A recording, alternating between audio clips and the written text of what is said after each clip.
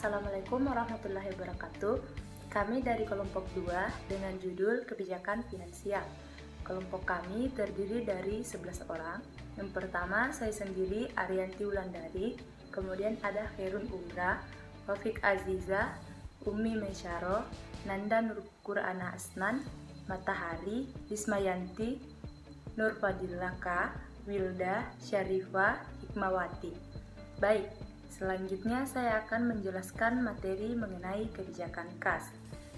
Kebijakan kas merupakan alat pertukaran dan alat pembayaran yang diterima untuk pelunasan hutang dan dapat diterima sebagai setoran dengan jumlah besar sebesar nominalnya, juga simpanan bank atau tempat lain yang dapat diambil sewaktu-waktu.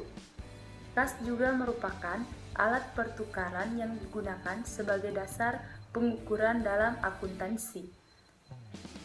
Kebijakan moneter atau kebijakan kas adalah upaya untuk mencapai tingkat pertumbuhan ekonomi yang tinggi secara berkelanjutan dengan tetap mempertahankan kestabilan harga. Dalam penelitian menurut Anissa tahun 2012, arus kas operasi pada PT PLN Distribusi Jawa Barat dan Banten tahun 2002 sampai tahun 2006 mengalami kecenderungan penurunan yang tidak stabil. Hal ini disebabkan oleh penurunan penjualan sehingga penerimaan kas masuk menurun dan hal ini menyebabkan perusahaan mengalami kerugian dari aktivitas operasi. Sedangkan likuiditas pada PT PLN Distribusi Jawa Barat dan Banten tahun 2002 sampai 2006 terjadi penurunan yang sangat drastis akibat minimnya dana yang tersedia di perusahaan dan penurunan cadang dana akibat rendahnya penerimaan piutang, sehingga peneliti menyimpulkan bahwa arus kas operasi berpengaruh terhadap likuiditas. Pengaruh arus kas operasi terhadap likuiditas sebesar 97,81%, sedangkan sisanya 2,19% dipengaruhi oleh faktor lain yang tidak diteliti oleh Anissa. Sekian materi yang saya paparkan, saya persilahkan pemateri selanjutnya. Assalamualaikum warahmatullahi wabarakatuh. Perkenalkan, nama saya Wafik Asisa dengan NIM 18931400025. Saya akan menjelaskan tentang kebijakan kas. Kas adalah sebuah aktiva lancar yang bersifat paling likuid, dikarenakan sering mengalami mutasi. Kas mempunyai karakteristik di dalam sebuah perusahaan. Adapun beberapa karakteristik kas adalah sebagai berikut. Yang pertama, kas adalah salah satu aset perusahaan yang paling likuid. Kas bisa dipakai sebagai standar pertukaran yang paling umum. Kas bisa dipakai sebagai sebuah basis perhitungan dan pengukuran. Laporan arus kas mengklasifikasikan penerimaan kas berdasarkan kegiatan operasi, investasi, dan pembiayaan.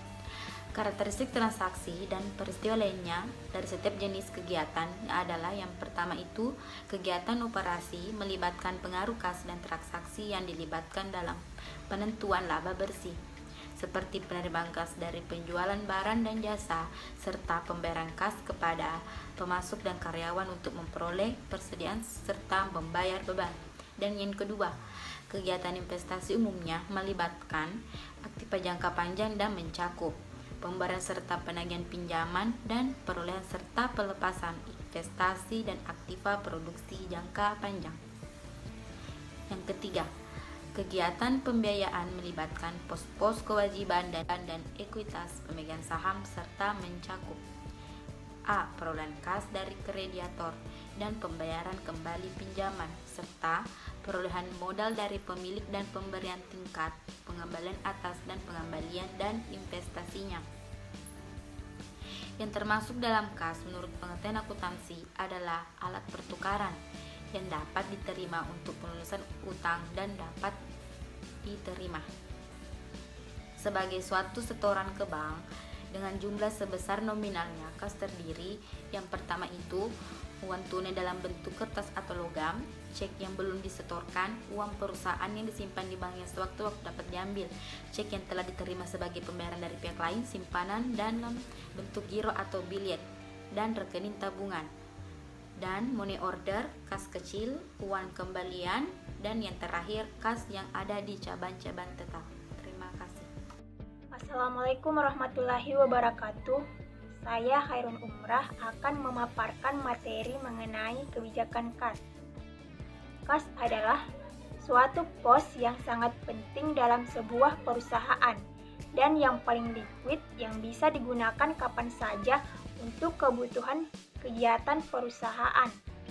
Arus kas dari aktivitas perusahaan, terutama aktivitas operasi perusahaan, sering menjadi perhatian manajemen dalam pengelolaan keuangannya. Untuk mengetahui pentingnya mengelola arus kas dalam perusahaan dapat dilihat pada grafik PT Endorsement Tunggal Prakarsa Tbk.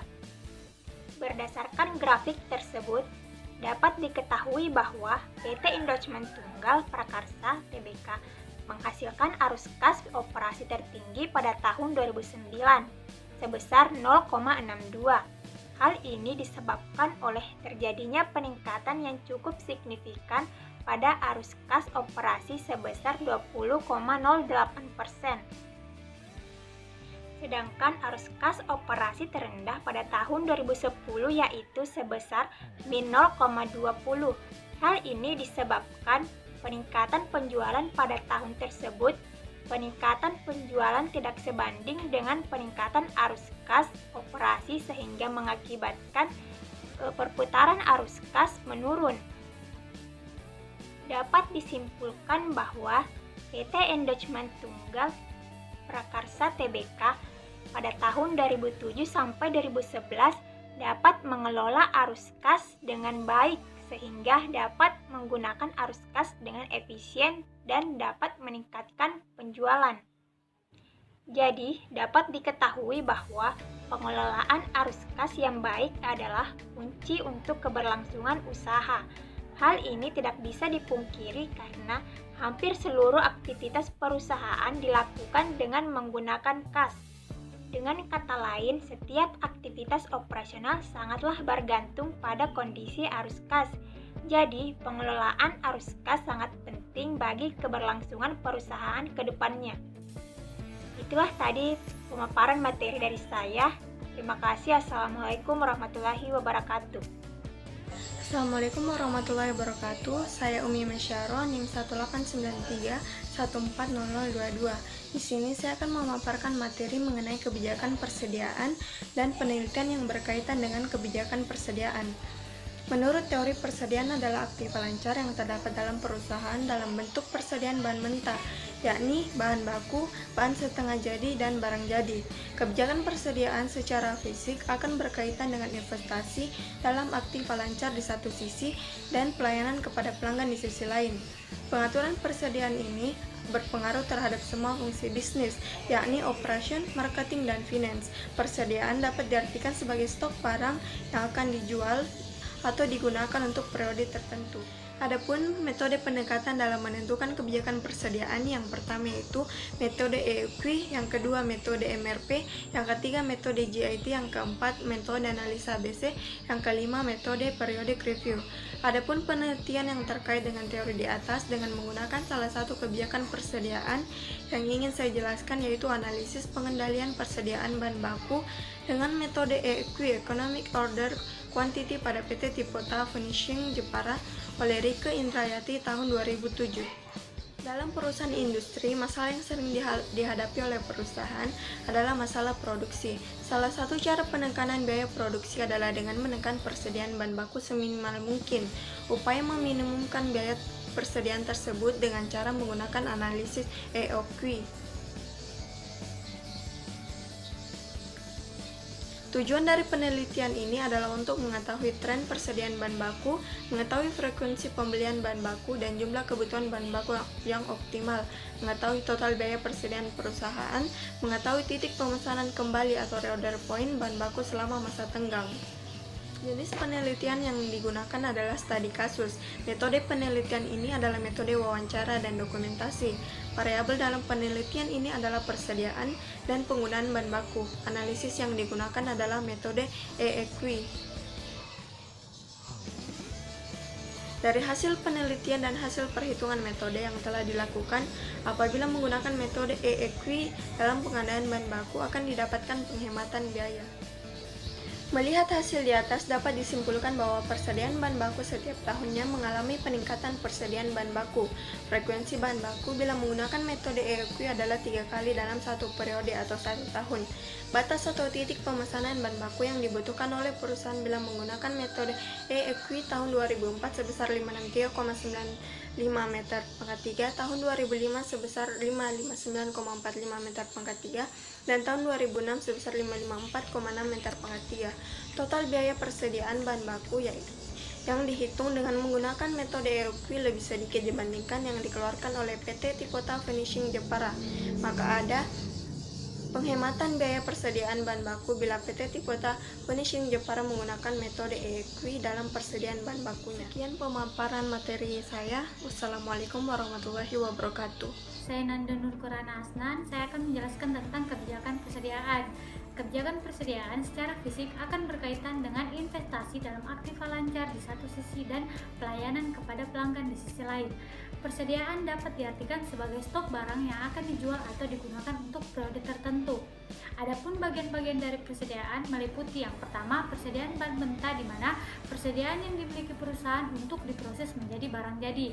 Yang kedua, persediaan barang dalam proses di mana seluruh bahan yang telah mengalami proses produksi tetapi masih membutuhkan proses lebih lanjut untuk menjadi barang jadi. Yang ketiga itu persediaan barang jadi di mana persediaan barang yang telah selesai diproses perusahaan tetapi masih belum terjual.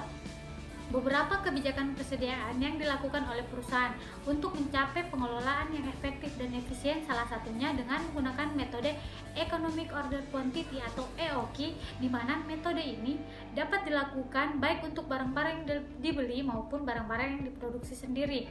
Rumus EOQ yang biasa digunakan yaitu EOQ sama dengan akar dari 2DS dibagi dengan C, di mana D merupakan penggunaan atau permintaan yang diperkirakan per periode waktu. S merupakan biaya pemesanan atau persiapan pesanan dan mesin per pesanan. C sama dengan biaya penyimpanan per unit per tahun.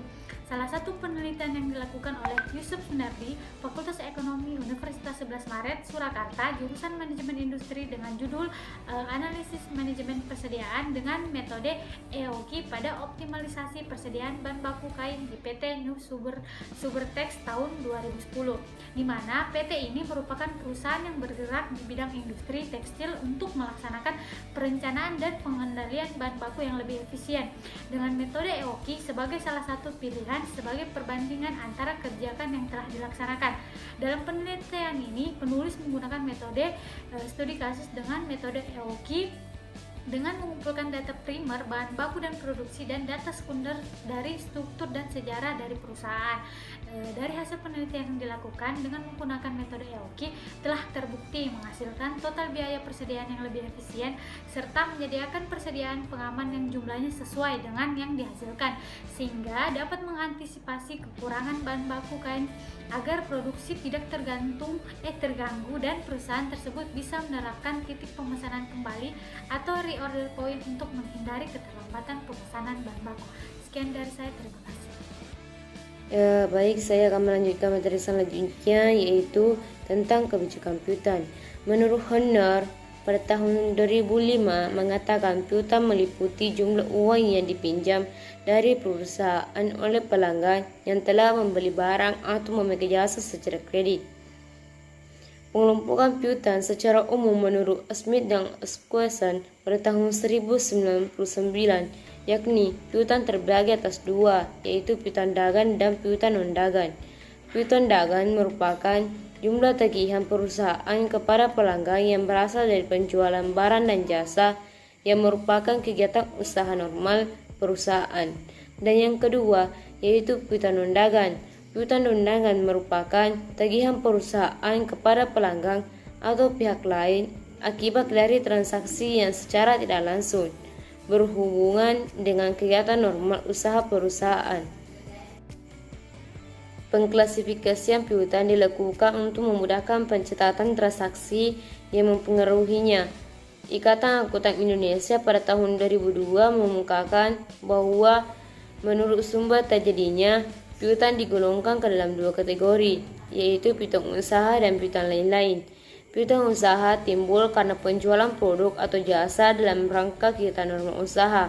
Sementara piutang yang timbul di luar kegiatan normal usaha digolongkan sebagai piutang lain-lain, di mana dalam penelitian Nurseton pada tahun 2007 dengan judul Analisis Kebijakan Piutang pada PT Perkebunan Nusantara 3 Medan, dalam penelitian ini bahwa menggunakan aktivitas tingkat perputaran piutang usaha atau residual turnover, aktivitas pengelolaan piutang satu perusahaan tercermin dalam angka rasio residual turnover yang diperolehnya. Assalamualaikum warahmatullahi wabarakatuh. Terima kasih atas kesempatan yang diberikan oleh moderator. Saya atas nama Lismayanti A dengan NIM 18931140029. Di sini saya akan menjelaskan materi selanjutnya mengenai kebijakan piutang. Seperti yang kita ketahui bahwa piutang merupakan suatu pos yang terdapat dalam kegiatan aktiva lancar yang dapat dengan cepat diuangkan menjadi kas. Dalam hal ini, pemberian piutang ini akan banyak hal yang perlu diperhatikan yang sangat mempengaruhi utang dagang. Biasanya, piutang timbul karena adanya penjualan barang atau jasa secara kredit, juga melalui pemberian pinjaman-pinjaman. Adapun akibat-akibat dari masalah di atas adalah sebagai berikut, yaitu kontinuitas perusahaan kurang terjamin, kemudian terlambatnya kelancaran penerimaan uang tunai, menurunnya tingkat perputaran piutang, dan meningkatnya rata-rata pengumpulan piutang. Dengan adanya kebijakan piutang dapat mengevaluasi alternatif pemecahan masalah, kayak memberikan alternatif pemecahan masalah seperti memberikan potongan tunai atau insentif, 2. mengadakan pembatasan kredit, 3. menggunakan manajemen piutang yang baik. Dari permasalahan di atas dapat kita simpulkan bahwa kebijakan piutang yang efektif dan prosedur penagihan yang tepat sangat penting untuk ditetapkan, sehingga dapat mengurangi risiko terganggunya likuiditas perusahaan akibat adanya piutang tak tertagih. Kebijakan piutang yang baik adalah kebijakan piutang yang dapat mengoptimalkan trade-off keuntungan dan kerugian perusahaan. Seperti yang dijelaskan dalam penelitian terdahulu, analisis kebijakan dengan judul Analisis Kebijakan Piutang dalam Usaha Meningkatkan Rentabilitas Laporan Keuangan PT Tegal Bina Karya di Kediri. Seperti yang kita ketahui bahwa perusahaan PT Tegal Bina Karya di Kediri merupakan perusahaan yang bergerak di bidang pembuatan industri Tegal. Permasalahan yang dihadapi perusahaan adalah banyaknya piutang yang tertanam. Oleh karena itu, peneliti yang bertujuan mencari model kebijakan dalam mengatasi masalah piutang sebagai usaha meningkatkan rentabilitas laporan keuangan. Adapun metode yang digunakan dalam penelitian ini adalah metode kualitatif deskriptif. Hasil penelitian menunjukkan bahwa rentabilitas perusahaan kurang stabil karena hasil presentasi belum sesuai dengan target yang diinginkan. Selanjutnya, saya akan memaparkan materi tentang kebijakan dividen. Perkenalkan, nama saya Nurul Fadilaka dengan NIM 1893140033. Kebijakan dividen adalah keputusan apakah laba yang diperoleh perusahaan akan dibagikan kepada pemegang saham sebagai dividen atau akan ditahan dalam bentuk laba ditahan guna pembiayaan investasi di masa yang akan datang. Teori-teori mengenai kebijakan dividen. Pertama, dividen irrelevance theory. Teori dividen tidak relevan mengemukakan bahwa kebijakan dividen tidak mempengaruhi nilai perusahaan. Kedua, the bird in the hand theory. Berdasarkan teori ini, investor percaya bahwa pendapatan dividen memiliki nilai yang lebih besar dibandingkan dengan capital gain, karena dividen memiliki tingkat kepastian yang lebih tinggi dibandingkan dengan capital gain. Ketiga, residual theory. Menurut teori residual, pembayaran dividen dilakukan setelah perusahaan memenuhi kebutuhan pendanaan untuk investasi yang menguntungkan bagi perusahaan. Keempat, agensi teori. Adanya perbedaan kepentingan antara manajer, pemilik perusahaan, dan investor menjadi isu penting dalam perusahaan. Kelima, expectation theory. Dalam teori ini, pemegang saham memiliki harapan masing-masing terhadap dividen yang dibayarkan perusahaan. 6. Signaling theory. Menurut teori ini, apabila perusahaan meningkatkan pembayaran dividen, manajer percaya bahwa di masa mendatang perusahaan akan memiliki pendapatan yang cukup besar untuk menyelesaikan sistem pembayaran dividen yang dilakukan saat ini. Sekian dari saya. Perkenalkan, nama saya Wilda dengan NIM 18931400035. Sebelumnya dijelaskan pengertian dan teori-teori kebijakan dividen. Selanjutnya saya akan menjelaskan penelitian yang terkait dengan kebijakan dividen. Adapun judul penelitian yang ingin saya jelaskan yakni pengujian teori dividen signaling di pasar modal Indonesia, analisis pada perusahaan publik di Bursa Efek Indonesia tahun 2000 sampai dengan 2005 yang ditulis oleh Ahmad Syafiq. Salah satu teori mengenai dividen menyatakan bahwa perubahan dividen dapat merupakan suatu sinyal yang diberikan perusahaan kepada pasar mengenai laba perusahaan. Perubahan dividen positif akan diikuti oleh perubahan laba yang positif. Penelitian ini tidak dapat mendukung teori tersebut. Berdasarkan sampel 30 perusahaan yang diambil, perusahaan yang meningkatkan dividen di tahun ke-0 mengalami kenaikan laba yang signifikan di tahun ke-0. Tetapi di tahun ke-1 justru mengalami penurunan laba. Begitu juga sebaliknya untuk penurunan dividen.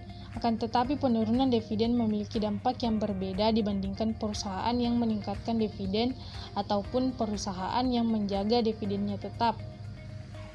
Tidak mendukung teori dividen signaling, hasil penelitian ini lebih sesuai dengan model dividen yang dikembangkan oleh Lindner. Perubahan dividen lebih menunjukkan pada apa yang telah terjadi. Jika memang dividen memberikan informasi mengenai prospek perusahaan, informasi mengenai perubahan laba bersifat permanen. Assalamualaikum warahmatullahi wabarakatuh. Saya Syarifah. Di sini saya akan menjelaskan mengenai kebijakan investasi. Kebijakan investasi adalah keputusan keuangan tentang aktiva mana yang harus dibeli perusahaan. Aktiva tersebut berupa aktiva real, yang dimana terbagi menjadi aktiva nyata seperti mesin, gedung, perlengkapan, dan aktiva tidak nyata seperti paten, hak cipta, dan merek. Keputusan investasi dapat dibedakan menjadi dua. Yang pertama, keputusan investasi jangka panjang, yaitu berpengaruh kepada pengeluaran modal. Dan yang kedua yaitu keputusan investasi jangka pendek, berpengaruh pada aktiva lancar. Adapun penelitian terdahulu yang saya dapat diteliti oleh Wijojo, Salim, dan Rahayu dengan judul Keputusan Investasi, Keputusan Pendanaan, dan Kebijakan Dividen berpengaruh terhadap nilai perusahaan pada sektor properti dan real estate di Bursa Efek Malaysia dan Bursa Efek Indonesia. Perusahaan yang diteliti merupakan perusahaan pada sektor properti dan real estate, di mana terletak pada Bursa Efek Malaysia dan Indonesia. Untuk memaksimumkan nilai perusahaan dan mengoptimalkan dana alokasi agar dapat meningkatkan tingkat keuntungan dan menjaga tingkat risiko perusahaan. Jadi, dari hasil penelitian tersebut menyatakan bahwa kebijakan investasi sangat berpengaruh, di mana pengaruhnya berbentuk pengaruh positif terhadap nilai perusahaan. Terima kasih. Assalamualaikum warahmatullahi wabarakatuh. Saya Hikmawati. Saya akan menjelaskan tentang kebijakan struktur modal. Apa sih itu kebijakan struktur modal? Yang kita ketahui, kebijakan struktur modal itu merupakan keputusan penggunaan sumber dana untuk membiayai operasional perusahaan. Kebijakan mengenai struktur modal melibatkan trade-off antara risiko dan tingkat pengembalian. Penambahan utang akan memperbesar risiko perusahaan, tapi sekaligus juga memperbesar tingkat pengembalian yang diharapkan. Risiko yang makin tinggi akibat membesarnya utang cenderung menurunkan harga saham, tetapi meningkatkan tingkat pengembalian yang diharapkan akan menaikkan harga saham tersebut. Struktur modal yang optimal itu struktur modal yang mengoptimalkan keseimbangan antara risiko dan pengembalian sehingga memaksimumkan harga saham. Struktur modal perusahaan menggambarkan perbandingan antara jangka hutang panjang dan modal sendiri yang digunakan oleh perusahaan.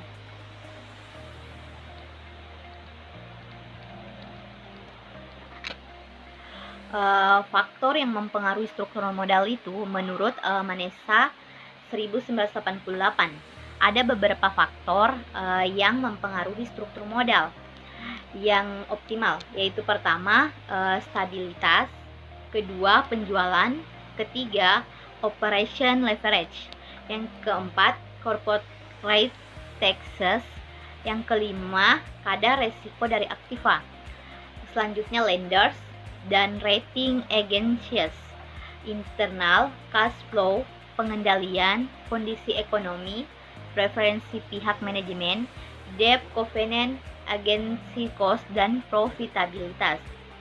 Makasih, itulah penjelasan dari saya tentang kebijakan struktur modal.